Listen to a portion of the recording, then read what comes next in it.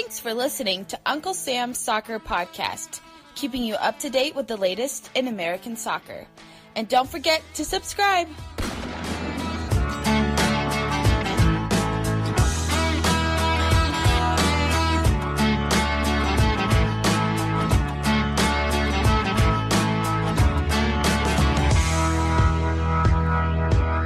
Hello, everyone, and welcome to Uncle Sam's Soccer Podcast. I'm Steven Jodarand, and Mr. Consistent Jake Watroba is joining me.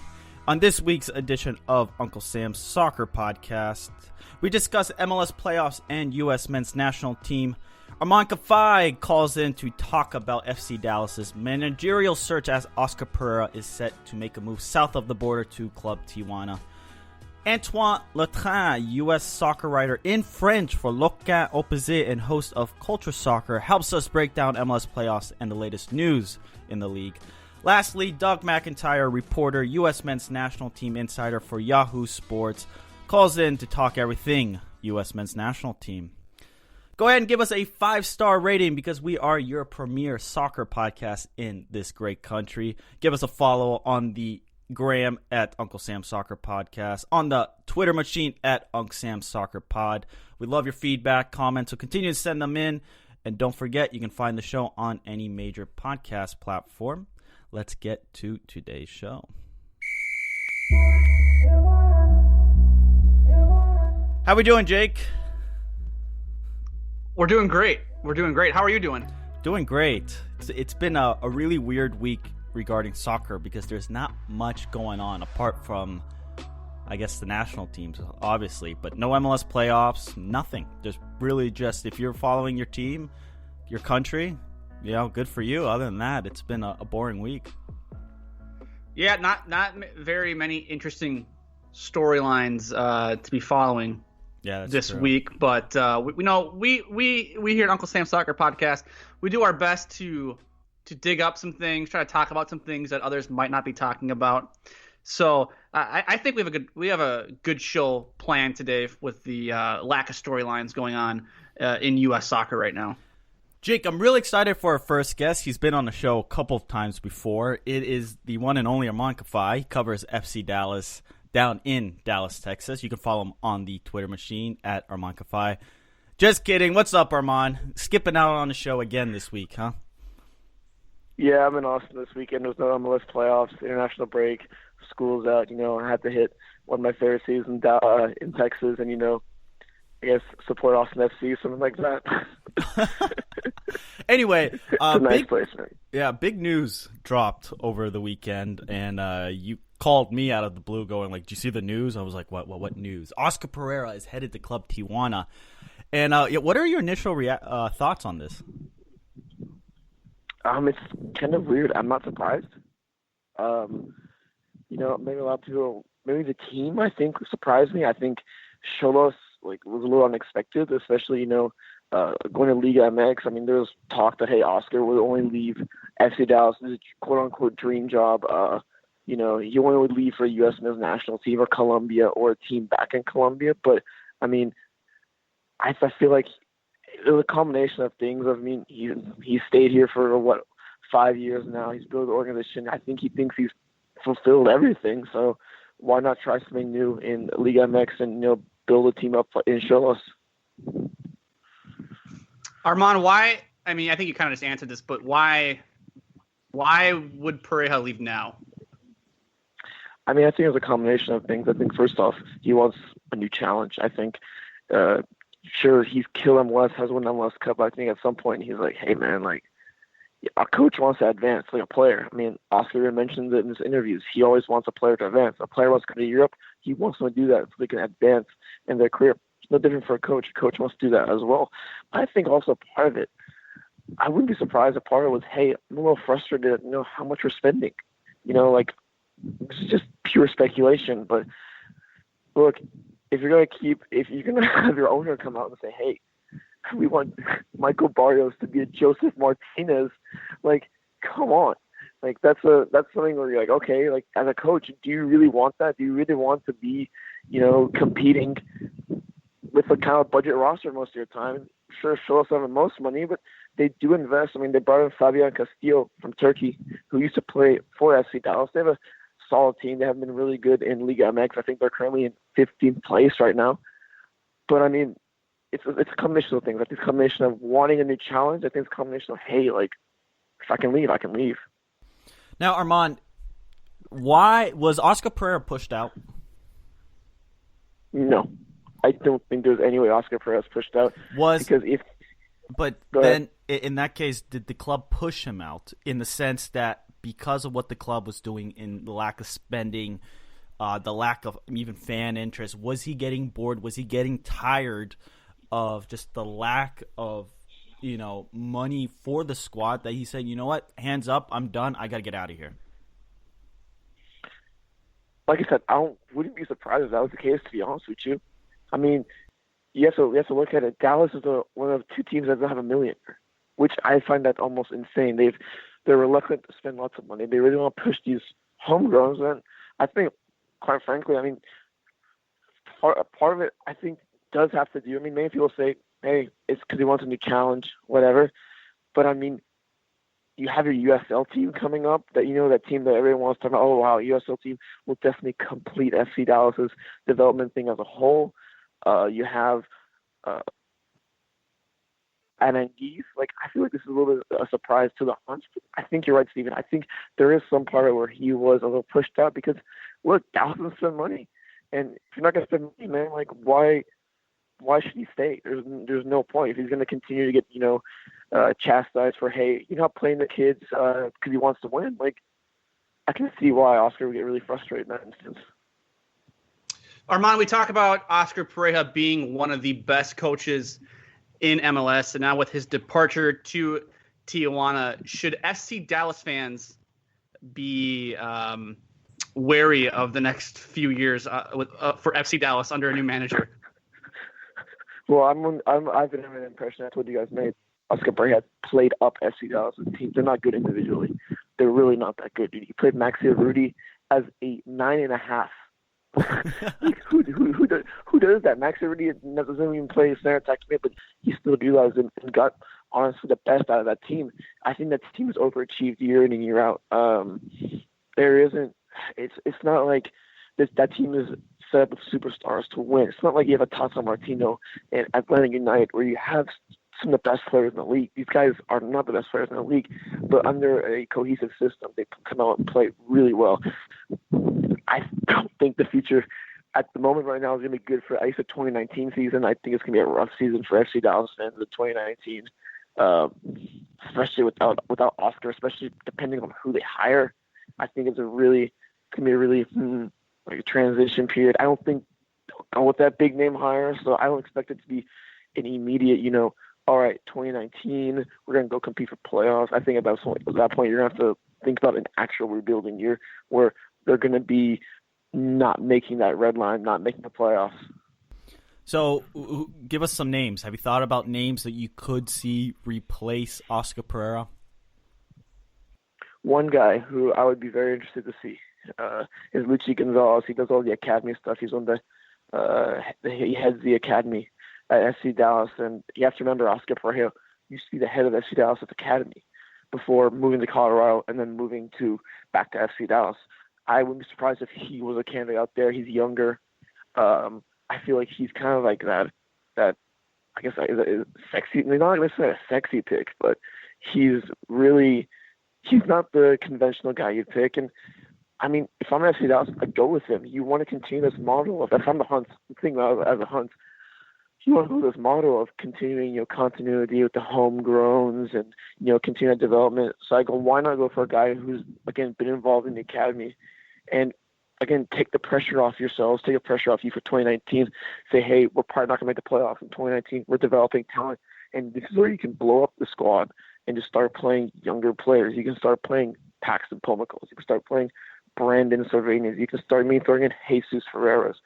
But it's not going to be fun. Like, 2019 will not be fun. You're going to sit here and, sure, Oscar Pareja has made some bad, tactical mistakes, some bad substitutions sometimes. Sometimes plays a really just football. But you're really going to miss it. I think because like I said, I think he played up the squad, and a guy like Lucci, it's gonna be a great guy. Don't get me wrong, but he has a transition period too. It's gonna be his first year coaching. Arman, last question before we let you go. This is going to be kind of a softball question. I'm going to tee you up here. Hopefully we get a good response out of you. Of the established available coaches in MLS, what is the worst case scenario in terms of hires to replace Oscar Pareja? So you really want me to say Caleb Porter? Or Siggy Schmidt, yeah. Or Bruce Arena? Or Siggy Schmidt or Bruce Arena? What about Arsene Wenger? Honestly, oh my God. Damn, you're all throwing out these names. Arsene Wenger, come on, man. Caleb Porter would be interesting, but I wouldn't want him. As if I'm looking at the SSL side, I mean, sure, the guys like had that sabbatical or whatever, but why not just keep it in house, man? Caleb Porter, if you're to the hunt, I think Caleb Porter's gonna demand, hey, I want to spend some money. Let's spend some money, guys. I had Diego Valeri. I'm not gonna sit around. Well, you're not gonna have a millionaire. We're gonna pay like Roland Lamont $800K, which I mean, I don't know if his contract's even gonna renew. So then you have not even close to $1 million on SCL's roster without Roland Lamont. But Siggy Schmidt, I mean, hey man, if you're trying to see what Giassi's artist at right back, I guess you can put Max Rudy at right back. Is that how it works? Something like that. Or Bruce Arena. We'll have Bruce Arena on, and he can tell. I was asking him every single time at your press conferences how he let the USMNT national team miss the World Cup. That'd be fun. Hey, that's Get my audio for y'all. That's what I told you in the group chat. Hey man, I don't remember what you said in the group chat. I had a long night. Yeah, you did. All right, it's Arman Kafai. Obviously, he's one of the hosts on the show, but he's enjoying a little vacation time for Thanksgiving. Had a long, stressful season with FC Dallas. Well, we appreciate the time, Arman. We'll see you next episode, right? You're not going to flake on us again? No, I won't be in Austin. so I'll be I'll be back in the Big D. So I won't flake. All right, there you go. Arman Kafai. Follow him on Twitter at Arman Kafai. But is this a storyline that is not really talked about? I feel like this is a huge storyline because Oscar Pareja was at some point linked with the U.S. men's national team. Arman and I both thought he would be an interesting fit for the team. He's also, has had quite a bit of success with FC Dallas. Obviously, the last couple seasons, the tail end of the season has kind of dropped off. But this is a big move in MLS, and FC Dallas being a 1.0, we know the struggles on and off the field. This is a huge bargaining chip that the club has, when it goes out to buy players, come work with Oscar Pareja. Steven, I think there's so many different storylines you can create off of this hire. You have, for one, we have an MLS coach going to a pretty sizable club in Liga MX in Tijuana. You also have, is Pareja leaving Dallas? I mean, you can say it's spending and everything like that, but you can also say if this Pareja is good enough for Tijuana, why isn't he good enough for the U.S. men's national team job? He didn't even get an interview out of it. So you have that, and like you said too, he attracts talent to Dallas as well. There are so many different angles to the story that I don't think people are really talking about. Yes. So moving on here, Jake. We got Antoine Latran. He's a U.S. soccer writer in French for Lucarne Opposee and host of Culture Soccer. Antoine, welcome back to the show. How we doing? Really good. And you? Well, actually, living in England, I saw the U.S. men's national team yesterday. It wasn't great, but it was a good weekend for me. You were at the game? No, but I'm at the pub. Oh, and the pub, yes. I'm glad my friends knew that I'm into US soccer, and it wasn't the best proof of the development of soccer in the country. Wait, actually, before we even talk about MLS playoffs, what was the conversation at the bar? Like, what were they saying about US soccer? Well, it's just, they always hear about the hype and the Atlanta United and the Zlatan and the Rooney. And then they see that really weak team. So I don't know. It wasn't great, but they know that we're rebuilding. They saw that the players were young, so it was interesting. Can you give us, I guess, while we're on the subject here, I'd love to get you. I mean, how closely did you watch the match? I didn't watch it really. Well, I was more like talking with my friends than watching it because after the two first goals, I was like, there's nothing really to take. But I really liked Tyler Adams at the end. Really interesting. And Pulisic was really was the best player on the field. Well, for US. Do you get the sense that is England really good, or is U.S. soccer really bad at the moment? It wasn't even the first team of England, so I don't know. I don't want to be really pessimistic, but they're just like they don't have any project. The US, it's really sad that after a year they still don't know what is going on. But yeah, England was alright, but it wasn't their first team. No, you're right, Antoine. It's weird because obviously you have a lot of MLS players, and let's just begin with that idea. What do we make? And Jake, I'll give this to you.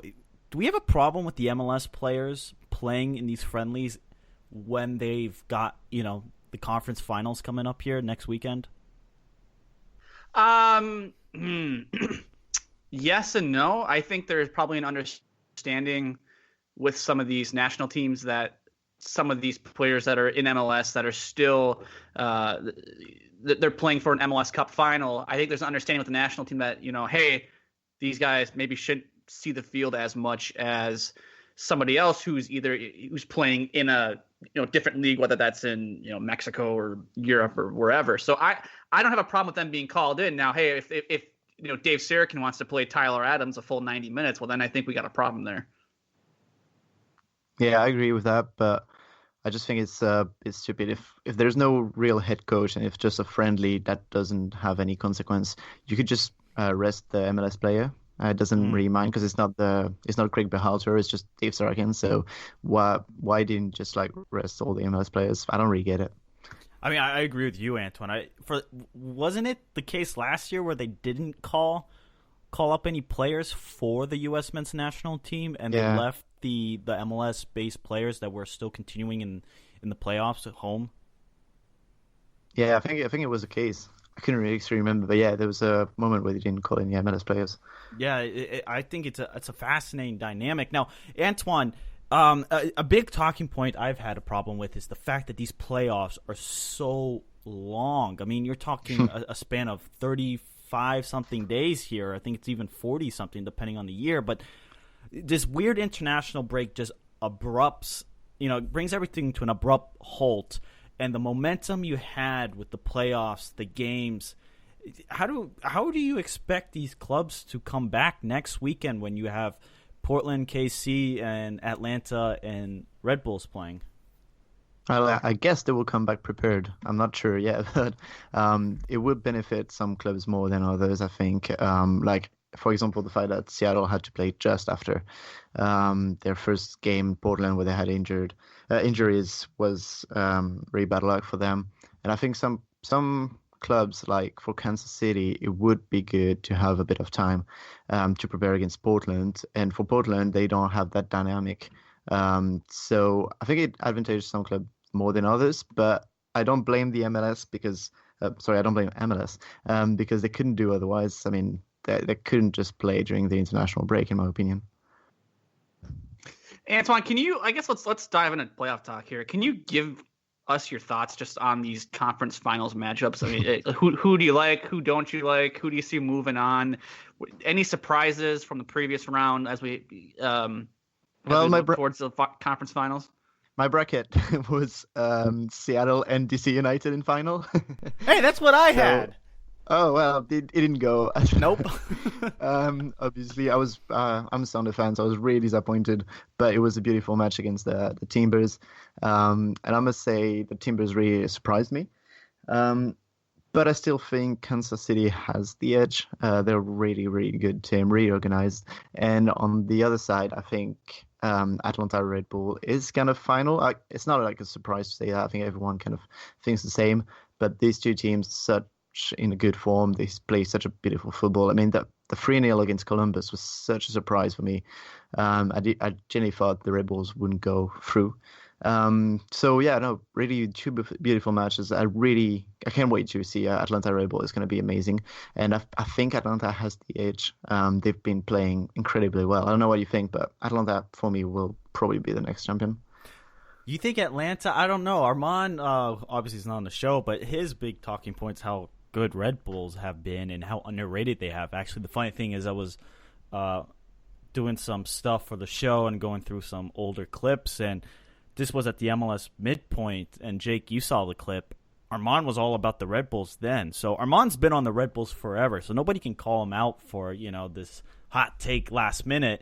But Atlanta, Antoine, don't you fear that, if the game gets close and it suddenly becomes bunker ball or it becomes very defensive, that Atlanta don't have the capabilities to go out there and to do what is necessary to win or grind out a 1-0 result? Yeah, that is a fair point, but I just feel like I was really into the Red Bulls until the match against Columbus when they lost 1-0, and I thought at that time that they were not really bad, but they could actually be fought against, and there were tactics that could be better in place. I mean, what Berardo did in the first game was quite good, and if you have someone that can run fast, and if the Red Bulls like to press really high, if you get someone that could get in behind, and I mean, I think Joseph Martinez could, Almiron could deliver some, and Nagby also sometimes delivers some great passes through the defense, and I think Atlanta could take advantage of that, but it's going to be a close call. Antoine, I found it interesting that you kind of earmarked Kansas City as the team to beat right now in the West. Are you not at all concerned about how their back line played against Real Salt Lake in Leg 2, nearly blowing that a fixture? Yeah, no, definitely. It wasn't the best game they had, but on the other side, I don't know, Portland or good, but I never saw Portland as the best team in the West. Really, I was surprised they passed against Seattle, and Kansas City are just really stable, and they could make a few mistakes, but Portland's defense isn't that great. What do you think?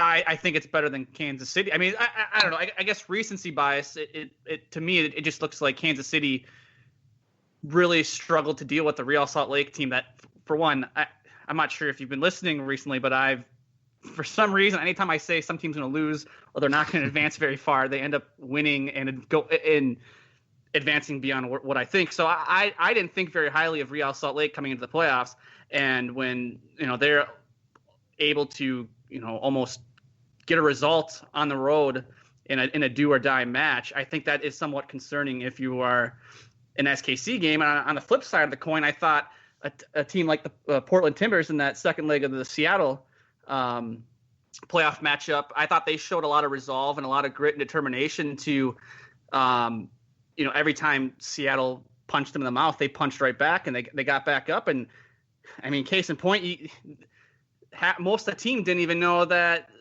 road goals was the tiebreaker in extra time. So you have the Timbers celebrating like they won after extra time, and that's kind of got to be a gut punch when you realize, oh no, we have to go to PKs. This isn't over yet, and they were able to, move on to PKs and were able to get a win. So to me, I look at Portland as a team that they well coached, and I think they can get they can survive and advance against SKC. I just think the break really advantaged SKC more because Peter Vimitz, we know how he works, and he probably will prepare his team to face every eventuality that could come up. And Portland were really good against Seattle. They still got scored 3 times. That's not something we have to remember that you get 3 goals against you. I mean, it's not the proof of a team that defends really well. And Kansas, once they got through RSL in the second matchup, the third, 4th goal, they seem just totally in control. And it might not happen, but I feel like they could be well in control at Portland. Yeah, I do wonder. Obviously, I think going into the season, Sporting KC's one of the big needs was how were they going to score goals. And they provided a lot of goals this season. In the Western Conference, they were 3rd for the most amount of goals afforded, and they had a really good defensive record. And just based on goals allowed, they're the 2nd best. And then if you do goal differential, Sporting KC sits atop of the Western Conference by a mile. And in the Eastern Conference, Red Bulls and Atlanta with the highest goal differential, except Atlanta has been pretty leaky of recent. Red Bulls haven't scored as much as Atlanta, but they hold a much better defensive shape. So the question is, if the games open up, do we, do those favor, say, the Atlantas and the Sporting KCs, or if the games become very narrow and become a lot tighter, does that, is that better for the Red Bulls? Maybe Portland? I don't know how we judge that between Portland and Sporting KC, but Atlanta and Red Bulls, you do see a great divide. I mean, look at the score lines Atlanta have won by. It was 3-2. Like, they've won by multiple goals. They didn't I think I was just looking at the list, and I just glanced at it, so I might be completely wrong, but there weren't many 1-0 wins for Atlanta this past season. No, yeah, that's fair. And I think you're right. If they can get it like in control of the match, they're going to be absolutely they can't win. But also, like, the fact that the two matches are only 5 days apart, that means, Atlanta doesn't really rotate their player that much. So if the players really fight strongly in the first game, they will be totally exhausted just 5 days later. I'm not sure they have the time to totally recover. And I don't know, I feel like that actually could advantage New York Red Bulls. I hadn't checked the dates, but now I see it. Same thing for Portland Sporting KC. It's just like 5 days later. I don't know between Portland and Sporting who has the biggest and the deepest bench. But I feel like Portland had a couple of number 9s that could play if ABBC just gets injured or if it's too tired after the first game. So it's going to be interesting to see how the coach deals with that. Antoine, I want to get your thoughts here on the Oscar Pareja news, but real quick, what are your predictions for the two conference finals matches, and then give us your MLS Cup winner? I hate predictions. I actually have no idea. I would say first game maybe 2-0 Atlanta, then second game 1-0 New York, so Atlanta passes through. And in the West, 0-0 first game and 2-1 second game. I didn't thought about that before the show, so I'm just making that up now. And then Atlanta. Atlanta wins. Yeah, I'm gonna say that. I'm not. They would play at home, so to be fair, that's a big advantage. So I'll say Atlanta wins. And that'd be great. To be fair. Actually, just to talk about Atlanta quickly, I think it's going to be really interesting if they win and then lose Almiron, Martinez, Tata Martino, maybe Julian Gressel. When you win after 2 years of existence and then everyone leaves, I really wonder what they're going to be next year. Even if they don't win, losing Tata Martino, Martinez, Almiron, Gressel is going to be really hard for them. Don't you though have at least some sort of faith in the front office to go out there and replace the players? I mean, we're not talking for example, we're going to touch on FC Dallas's loss of Oscar Pareja, but if Tata Martino goes and you have Oscar Pareja, you're putting all your money on Atlanta to go out there getting a big name established manager and then replacing those players with the funds that they get in. I mean, this is completely speculation, but I honestly would not be surprised if Atlanta go get somebody like Arsene Wenger to replace Tata Martino. FC Dallas, they could pull a college coach and none of us would be surprised. Yeah, that's fair. I think for Tata Martino, when he leaves, Arsene Wenger would be a good pick, but I heard rumors about Schelotto, the coach of Boca Junior, and I think that actually would be a better pick because players I think they also came to Atlanta because they were coached by Tata Martino, so you need someone that people could rely. I know Wenger is a big name, but is he the future of football? Is he I don't know if he can actually. He's good with youth, to be fair, so I'll give him that, but I think a coach that comes from South America could be really useful. No, I think that's a good point. Now, what's your take with Oscar Pareja leaving for Club Tijuana? Arman, we had him on, earlier in the show. What's your take on everything here? Well, I think it's a proof that MLS can actually export. Well, it's actually another proof that MLS can export their coach, and that's actually great because we had Patrick Vieira, we had I just forgot his name. Chris Almas, Jesse Marsh. Jesse Marsh, sorry. I don't know why you just leave. So yeah, we have Patrick Vieira, Jesse Marsh, and Oscar Pareja. If he makes a good play in Liga MX, it could be great for MLS and for the dynasty of coaches that they can coach in MLS and somewhere else. But it's going to be tough for Dallas. Apparently, I was speaking with the French account of Dallas that we talked about the last time I went on the show. And he told me someone from the inside could be the solution, like one of Pareja, one of the persons that coached with Pareja, and that would be actually a good idea, I think. And I heard the name of Caleb Porter coming in the discussion. He's got a bad past with young players, so I'm not sure that'd be the greatest idea. I would see him actually in LA Galaxy, but yeah, no, it's going to be interesting to see what the future holds for Dallas. Well, Antoine, thank you so much for the time today. Please tell our listeners where we can find your work and where we can find you on Twitter and anything else you'd want to plug away. Well, thanks for having me, first of all. And you can find me on Twitter at Antoine Latran. And just go on my Twitter. You have all my work there that you can just see and retweet and share and everything. Thank you very much, guys. Well, Antoine, you just said your name. I'm sorry I mispronounced it. It's Antoine Latran, not Tran. You should have corrected me. Yeah. It's complicated, Well, yeah, you make me look bad. Somebody who does speak French, I need to know at least the proper pronunciation. It's not good. It's not easy. French is the hardest language. Do you think was English hard to learn? Oh, yeah. Yeah, it's a nightmare. It's just not the same. Anyway. Anyway, it's a different story. But, hey, we appreciate it, Antoine, and we'll talk to you soon. Thank you very much. See you later.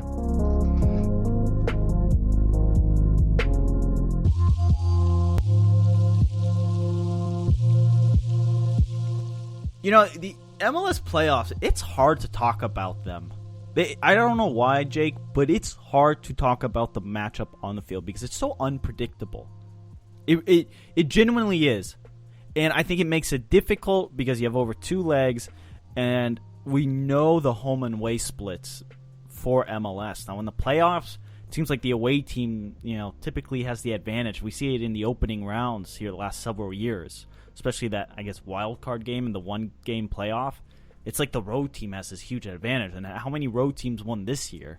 Columbus at DCU, RSL at LAFC, Portland at FC Dallas. What was the 4th game I'm missing? NYCFC hosting Philly and NYCFC winning. There it is. But, yeah, it's odd. No, it definitely is. It's not like the other American sports when it comes to playoff matches. It's like if you had the Patriots playing the Steelers and like the AFC Championship game and the Steelers were on the road, they wouldn't all of a sudden change their playing style because we're on the road and we gotta make sure we run the ball 70% of the time instead of throwing the ball like we normally do. So there's definitely, I mean, with these road teams, that the style of play changes and it can lend itself to having the game be a little bit more unpredictable.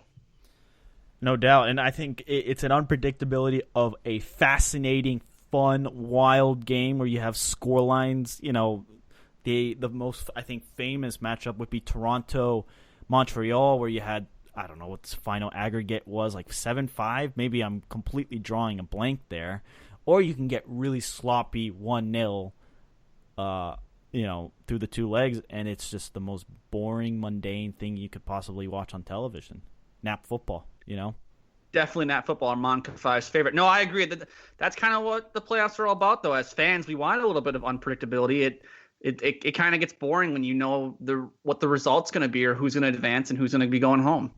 Yes, okay, let's get to our next guest. It is Doug Mcintyre. We'll be right back.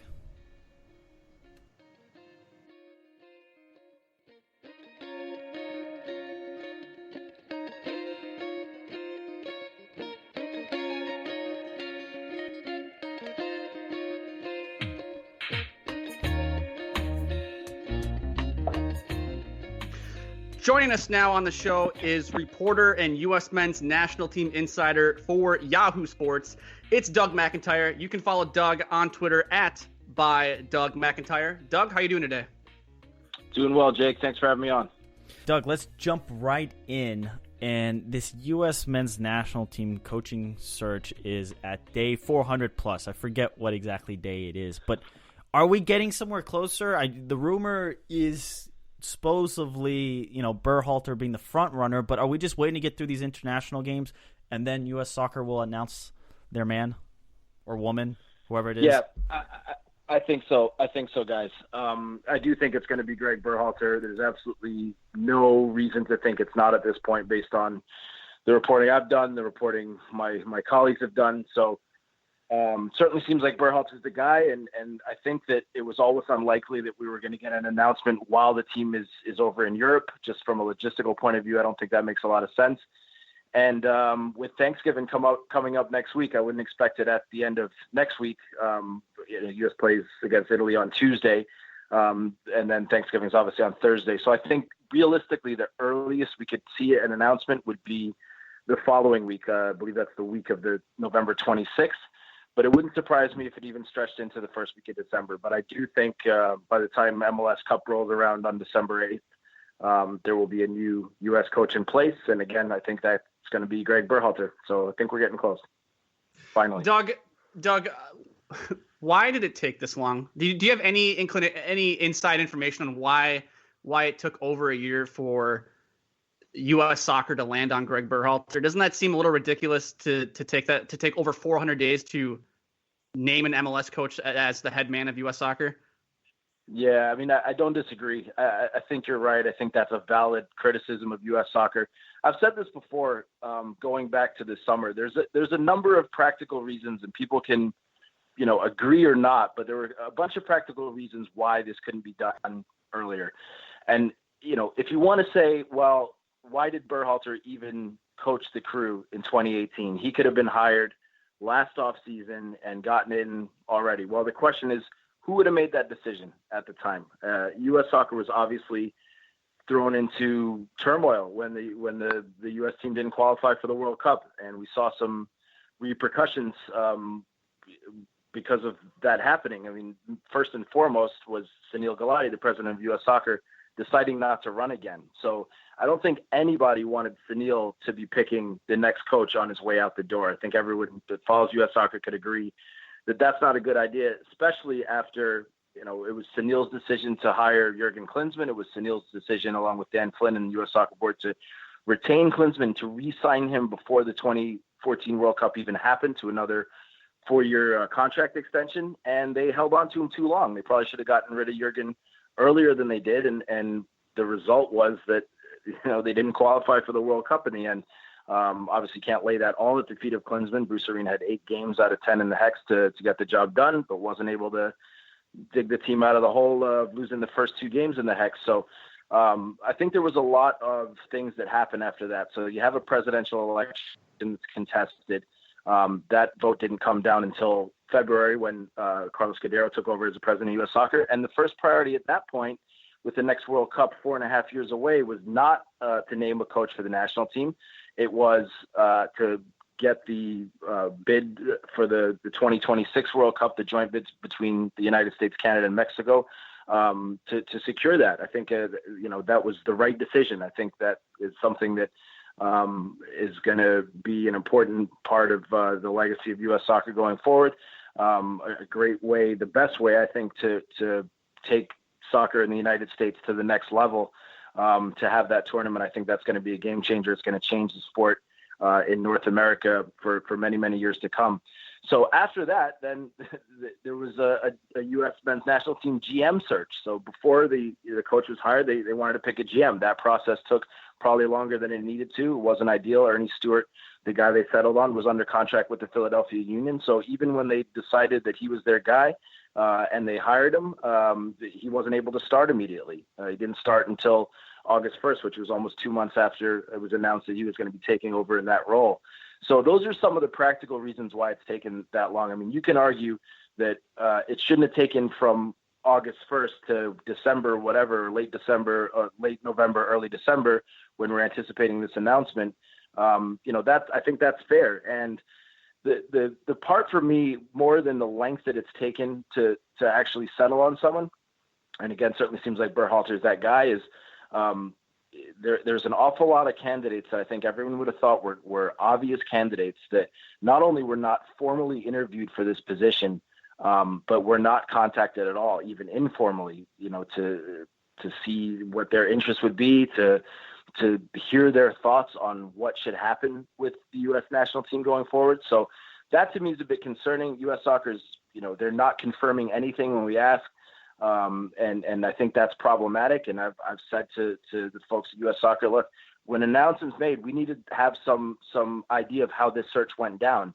The excuse by Ernie Stewart, or the reason by Ernie Stewart, the reason Ernie Stewart's given for not naming names during the process is, well, some of these guys are in jobs. We're not gonna say who we've interviewed till the process is over. When it is over, I would certainly hope that we have more clarity on how extensive a search this is, who exactly was interviewed, how many candidates, if not names, as much information as possible. And if we don't get satisfying answers for those things, for those questions, I think that it's certainly reasonable to criticize U.S. Soccer at that point, to say, hey, you guys took an awful long time to do this, and you said there's all these reasons, and that's understandable. But given the amount of time you had, if you didn't speak to every possible person that you could speak to, but whether it's a formal interview or not, just pick up the phone, call some of these folks. I think that's a problem, and unfortunately, I think that's the way it's gone down. And until we hear otherwise, there's no reason to think that there has been a more extensive search. When you have folks on record like Peter Vermees, Greg Vanny, Bob Bradley, I mean, the list goes on of people that have not been contacted at all, have not been interviewed. Dave Sarakin, the interim coach, has not been given a formal interview. Tab Ramos, the under-20 coach, not formally interviewed. So I want to know who's been interviewed besides Greg Berhalter, and right now I don't have an answer. Now, Doug, I mean, that was super insightful. I think you put out a wonderful context into what's happened in U.S. soccer over the last year. And I know there's a lot of frustration, and that frustration on this show through our listeners and just everyone else in U.S. soccer is very rightfully, I think, just frustration. It's not out of, it's not just sports fans being sports fans. I think there's proper frustration in this global sport. But why Greg Berhalter over any of other these names, even if MLS or even the names in Europe? I mean, you've had names like Sam Allardyce, and I think I've seen an actual report where Arsene Wenger had talked about the U.S. men's national team, or David Moyes supposedly wanted the job. But why is U.S. soccer going to Berhalter over anybody else? Well, I think there's probably a few reasons. We can all have our opinions on who the best person to coach the U.S. men's national team is, and whether it should be an American, whether it should be someone from outside. I think it's pretty clear that Pep Guardiola is not walking through that door. Neither is Jose Mourinho. This is not a job that the very best managers in the world are going to have much interest in. That's just the reality of the situation. So when you compare a guy like Berhalter to, say, Sam Allardyce, you'd probably ask, and I'm sure Ernie Stewart would say, well, what does Sam Allardyce know about the sport in the U.S.? It's different. It's different. It just is. It's MLS is different than other leagues, the way it's operated. I think you would want to have a candidate that's familiar with the player pool. I don't know how much Arsene Wenger knows about the U.S. player pool, and certainly you would think that some of these coaches, they're top professionals, they could get up to speed pretty quickly. But I think there was a desire to pick somebody that is familiar with the player pool, is familiar with MLS, is familiar with soccer overseas and how things work over there. And Berhalter's qualified. He checks a lot of boxes, as a lot of other people do as well. But this is a guy that's played and coached in Europe. There's not too many guys that have played and coached in Europe and in MLS out there. And he certainly, he's shown in the 5 years he's been with the Columbus Crew that he's able to, have a team that has a specific style. That team's been relatively successful given the resources available. It's not Atlanta, it's not LAFC or Seattle, where they're spending millions upon millions on designated players. I mean, they've never had a player like Zlatan Ibrahimovic or Wayne Rooney at their disposal.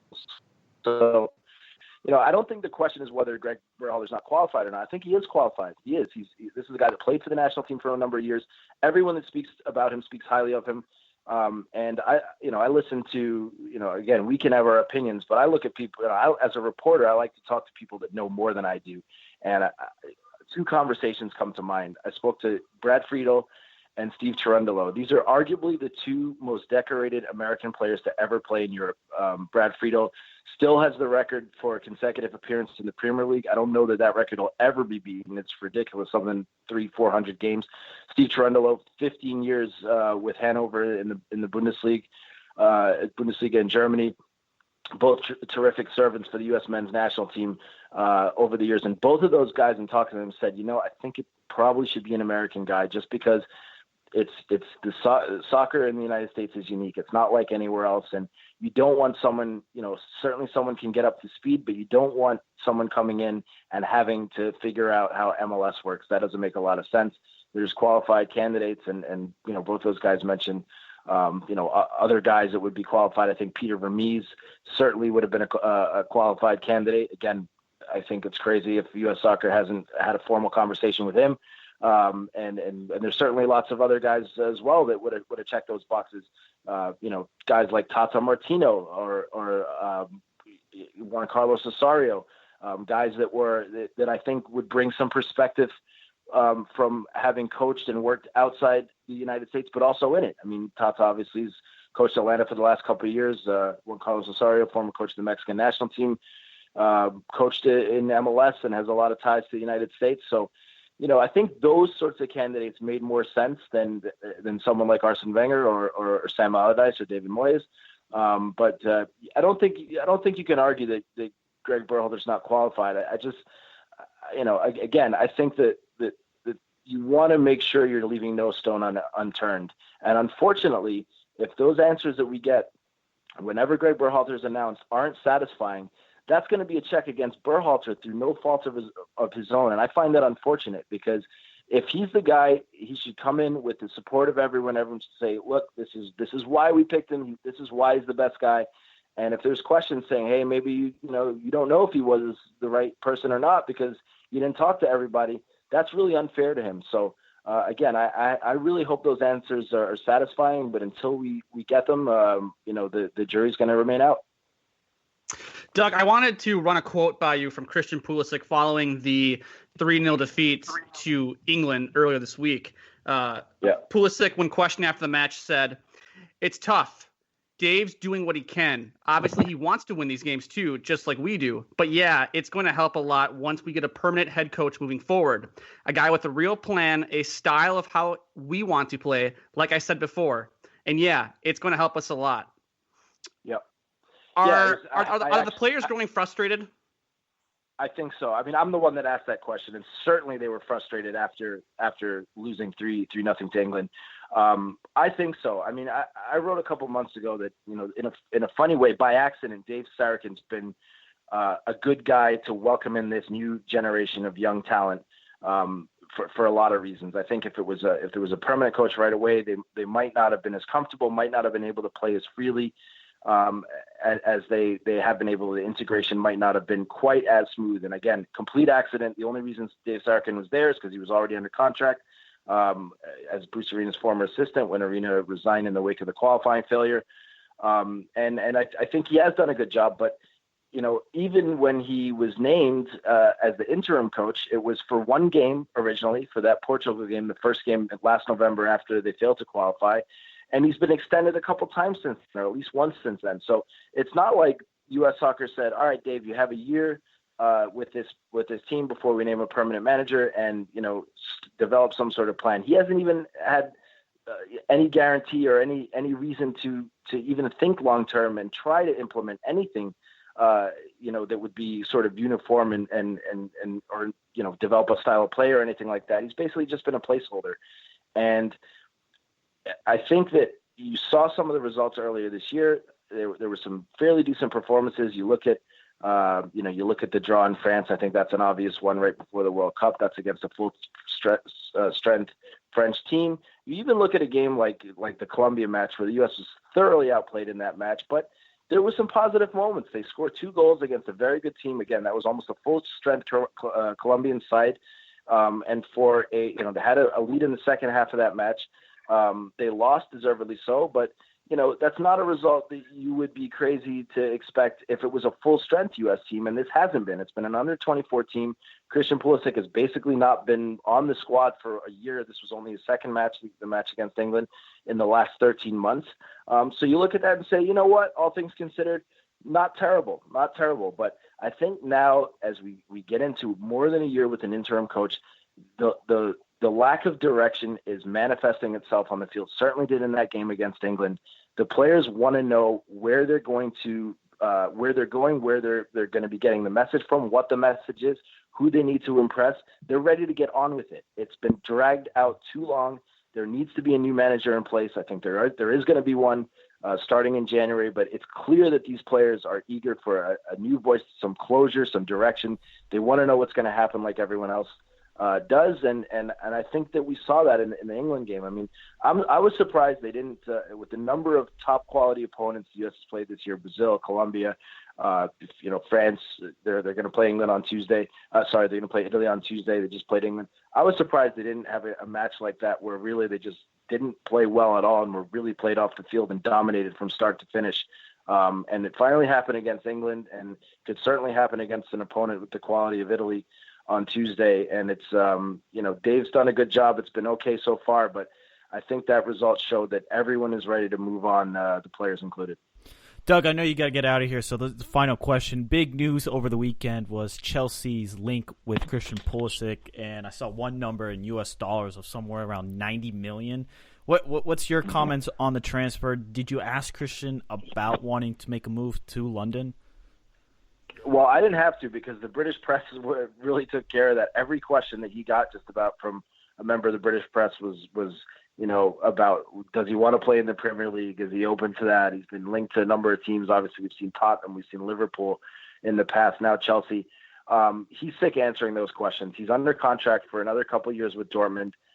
He's going to move eventually. I don't know that he'll re-sign with Dortmund. I think they're going to sell him before his contract expires. I believe it expires in 2021. And he'll move on at some point, but it's way too early to tell where it's going to be. He's going to get interest from a lot of top clubs around the world, but it's going to be contingent on how well he plays. I didn't think he had a very good game against England. He obviously missed a chance early in the match, and he was mad at himself for it. Said afterwards, I should have scored that goal.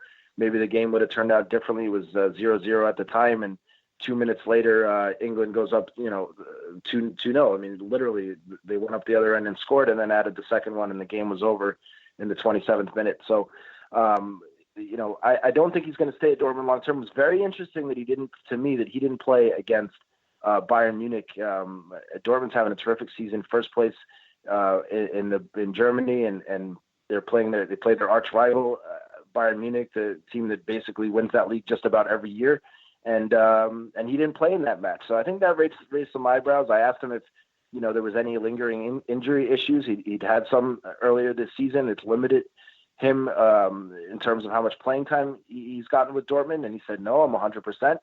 So, that was interesting, something to keep an eye on, see how much he plays. Certainly Dortmund has a number of quality players and quality young players. We saw Jadon Sancho in the U.S. England game, just an 18-year-old Englishman who's broken through with Dortmund and is getting minutes.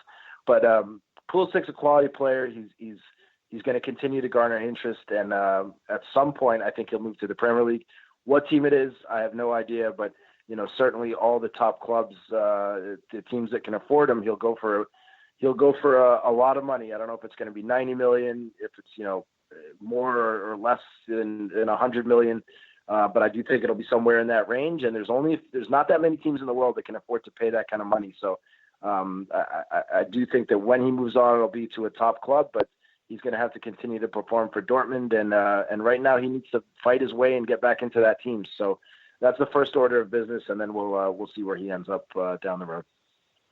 Doug, thank you so much for the insights. Please tell our listeners where we can find your work and where we can find you on Twitter. Yeah, I'm at by Doug Mcintyre, and you can find my work on Yahoo Sports. And I'll be writing about the match on Tuesday, and also obviously covering the end of the coaching search. I know you're all eager to get some closure there, as we spoke about. So I would like to thank everyone for reading my work, and thanks for having me on, guys. Hey, Doug, we appreciate it. Talk to you soon. Thanks again. Anytime. Take it easy.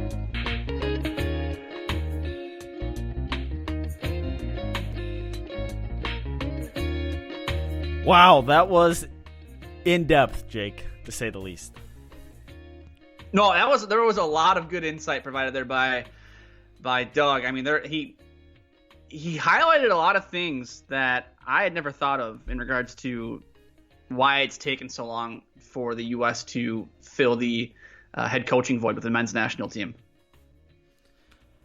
I don't get how U.S. soccer has been able to be in such a hole, though. Any other federation would have everything at least somewhat put together, but U.S. soccer decided just to have a complete collapse. You know, GM position, then they didn't fill that. The presidency. I mean, every spot there was a hole in there, and it's unbelievable. Now, these friendlies, we didn't even ask Doug about England, the actual game on the field, because it's meaningless. We don't even have a head coach. So, can we draw anything from these, several games? No. No, and I think he highlighted that too when we asked him about the Christian Pulisic quote is, how can Dave Sarakan implement a plan when he knows he's not going to be there long term? So what's it matter if Dave Sarakan has a plan or doesn't have a plan? He's not going to be there come 2019. But it's the players that are getting frustrated. You can tell. I mean, Christian Pulisic, they don't know what they want to do. Like, what are we working for? What are we doing? I mean, and I think the hard part is U.S. soccer does not have many meaningful games. It is not like you have right now with Germany where they had a debacle of a World Cup. They get relegated to the second division, the Nations League. And, they have meaningful games. U.S. soccer does not have many meaningful games to play for. So it's easy for them to take their time because these friendlies don't mean anything in the grand scheme of things. I mean, look at how England played Croatia and look at what it meant to Harry Kane. I know it's Croatia and they played in the World Cup, blah, blah, blah. But I don't care. England could have been playing Spain or somebody else that they have no history within the last year of, but they won the group. Now they have a chance to play for a trophy or some sort of qualifications to the European Championships in 2020. It means something. But for the players with U.S. soccer, they have no direction. They don't know who the head coach is going to be. They don't even know if they're going to be on the squad with the new head coach. As a player, I would be hella frustrated right now. And Christian Pulisic is finally going, what the hell are we doing? Yes, as fans, we're frustrated as well. Now, put everything in the context based on what Doug says. Yeah, you can see why it's taking so slow. But come on, U.S. soccer. I think there's valid criticism pointed at this organization that is just at times so behind with the times. Like, we can't get somebody who's Spanish speaking as a head coach candidate, at least interview. Right. I mean, I have no problem with Ernie Stewart coming into the job and saying Greg Berhalter's my guy. I mean, I think that was pretty clear from the get-go that Greg Berhalter was going to be his guy. When you listen to some of the interviews Stewart did throughout the summer and into the fall, it was, well, I might just interview one person. And then now it's pretty clear now who that one person was. But in the same sense, though, too, you can say you want to hire, candidate X or, whomever. But don't you think as somebody who's trying to fill a position, you should do your due diligence and at least ask some other individuals no doubt, about what their vision should be for U.S. soccer or about what they want to do with the team? And at the end of the day, even if you go through that interview process and you still say, I'm still going to hire Greg Berhalter, at least you went through, at least you listened to some people, you listened to their ideas, you got what they thought would be best for the federation. Instead, you've now double, triple, quadruple down on Greg Berhalter as this is the guy. You've almost put Greg Berhalter up on a pedestal, and everyone knows it. The U.S. fans know it. U.S. soccer media knows it, that he's been the guy since Ernie Stewart was hired. And to me, like I said, I get it. If that was the guy you wanted to hire, by all means hire him. But in the same sense, too, you need to do your due diligence and at least talk to somebody else and maybe get a different perspective on things. What if Greg Berhalter says no and wants to go to the Galaxy? Then what? Do we know that Berhalter is going to take the job 100%? Because was there not rumors that he wants the LA Galaxy or the LA Galaxy want him? I would think that U.S. soccer knows. I mean, keep in mind, I believe Greg Berhalter's brother is a higher up within the U.S. Soccer Federation. So I would think that Ernie Stewart and Carlos Cordero have a pretty good idea of where Greg Berhalter stands in terms of what job he wants to take next. Listeners, follow at Jake Watrova, at Steven Jodder. Man, it's been an action-packed episode, Jake. Crazy. It really has. It really has. It's been a really good episode, I thought. No, it's been interesting. No doubt. Hey, listeners, happy Thanksgiving. And from us here at the show, we want to thank you all for, making the pod what it is. It really wouldn't be anything without you, listeners. And all We're the very comments, thankful. all the hate mail, all the comments, all the love we get from those in Austin to those in Columbus, in France, New York, California, Canada, all our listeners. We love you. And we will, from the bottoms of our heart, thank you. Have a happy Thanksgiving. We'll have something come out here in the next week, so just be on the lookout for that. Jake, any last things you wanted to add before we say goodbye to Thanksgiving? No, I just want to wish everybody happy Thanksgiving, and make sure you subscribe to us on iTunes, Spotify, iHeartRadio. Leave us a good review. We're always thankful for 5-star reviews. So only 5-star reviews. And make sure you send all your hate mail this week to Arman Kafai for missing this week's show. Yes, at Arman Kafai for hate mail. All right, listeners. Until next time. Happy Thanksgiving.